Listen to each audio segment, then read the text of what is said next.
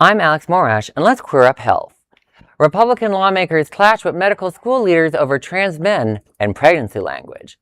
Republican lawmakers questioned medical school leaders over inclusive language during a U.S. Education and Workforce Committee hearing on diversity, equity, inclusion in medical education. The hearing, titled Training Activists, Not Physicians, the Impact of DEI on Medical Schools. Scary stuff, people. Featured leaders from the University of California, San Francisco, UCLA, and the University of Illinois. Representative Mary Miller challenged UCSF's Chancellor, Dr. Sam Hawgood, about teaching materials that recommended using the term pregnant people instead of pregnant women in some contexts. Hawgood said the guidance helps prepare students to care for a diverse patient population. Florida Representative Randy Fine then pressed Hawgood on who can be pregnant besides women. Dr. Hargood, under questioning from Ms. Miller, you said, quote, the vast majority of pregnancies are in women, end quote. Who has the other pregnancies? It's possible for transgender people. So wait, so transgender people? I thought a transgender woman was a woman. So you said the vast majority of pregnancies are in women. So who are the other pregnancies? They don't recognize themselves as a woman. What? You heard what I said. They don't transgender. So there are people who are pregnant who are...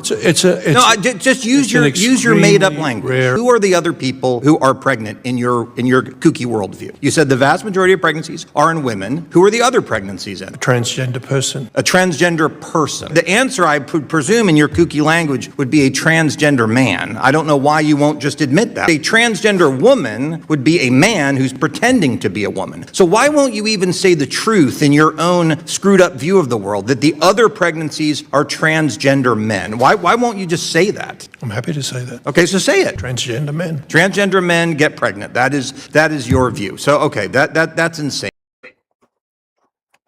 Fine later posted on Twitter, quote, today in Congress I asked a simple question, who else gets pregnant besides women? The witness said transgender men. I told him that's insane because it is. Men cannot and will never be able to get pregnant, end quote. On the other hand, medical organizations note that transgender men can become pregnant if they retain a uterus and ovaries, and documented cases of trans men giving birth have been reported for years. Well, kids, I am sorry that we have another case about fecal matter with Randy Fine here, talking about one of the worst human beings in the world, watching him talk to medical professionals, claiming that they're the kooky ones. And I'm like, I'm sorry, when I see crazy in front of me, I see crazy, and it's not the medical professional in this one. The linguistic framing here is deliberate. The whole idea that, first of all, trans women are not men pretending to be women. That's a scare language designed to basically tell the Midwestern housewife that, a man pretending to be a girl is going to your girl's restroom and assaulting them. That's the kind of language they drum up to fearmonger away trans rights. And second, especially because those women should be far more afraid of those other ladies stealing their husbands. And second of all, the kooky, insane, they are trying to frame, they have been actively, this administration is trying to actively frame anyone who comes out as trans as mentally ill and therefore eligible to be institutionalized or worse. Well, that's... Larry, yeah, I don't know when this gentleman's going to be up for re-election, but when you put every 2 years. Okay, so people, this is a representative representing Florida. Think about who you're voting for. I hear you. Politicians has been trying to masquerade as experts. But he's a representative of the people, and he's being abusive. Exactly. He's not representing all the people by saying things like that. Oh, and he's terrible with this stuff. He's the same guy that, when he was a state senator, people would go and testify, and he'd bicker with them. And I'm like, most lawmakers, if they don't agree with you, they just ignore you. We can blame our chief, our president, for creating a divisive country. Right.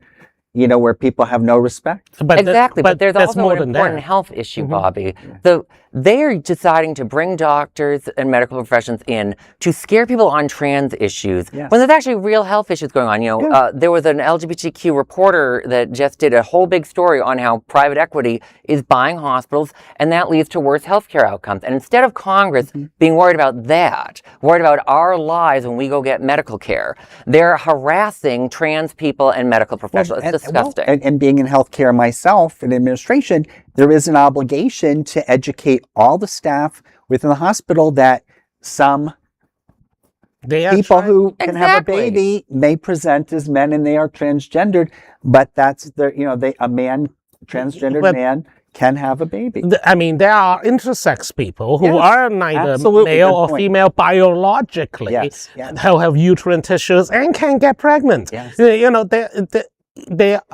are not large amounts of cases, but cases exist. And doctors are supposed to treat everyone, not just everyone that's got ideologically approved And of by the Exactly. state. The patients have a right, and it's not a DEI thing, it's a human thing to treat people humanely. Exactly. Bottom line. It reminds me too, when I first lived in DC, the Whitman Walker Clinic, and on one of the social media, there was a trans man talking specifically about how important this is, because they were looking for personal care for their body, and they didn't know what materials to look at because all the stuff about uteruses and were only for women, and they weren't sure if any of the materials were for them, and they felt very uncomfortable. It's like, yes, it's perfectly natural to have some documents for trans men to understand their body, for trans women to understand their body. For me, as a weird gay boy, I should have my own little pamphlet about my weird body, for Christ's sake. Well, on that note about healthcare, there is no other queer nonprofit media platform like this in the entire world. Support our LGBTQ stories by sharing them and subscribing to Queer News Tonight.